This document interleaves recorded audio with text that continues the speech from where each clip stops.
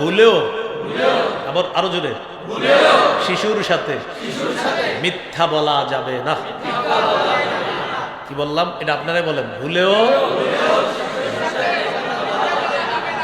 আব্বু এদিকে আসো, মজা দিব, আসার পর দেন নাই, মিথ্যা কথা।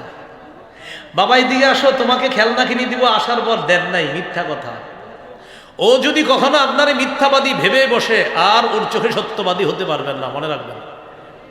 আবু দাউদের হাদিস 4991 নম্বর হাদিস। আব্দুল্লাহ ইবনে আমির রাদিয়াল্লাহু তাআলা আনহুর বর্ণনা, তিনি বলেন, দাআতনি উম্মি ওয়া রাসূলুল্লাহ সাল্লাল্লাহু আলাইহি ওয়াসাল্লাম ফি বাইতি।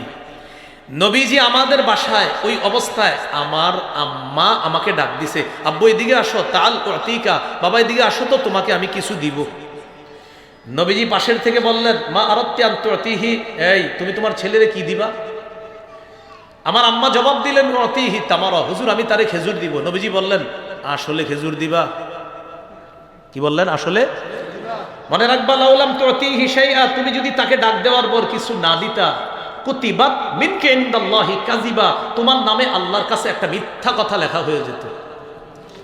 আপনারা টেনশনে পড়ে গেছেন, এরকম মিথ্যা জীবনে অনেক বলেছি আমরা। হ্যাঁ, না বলা যাবে না।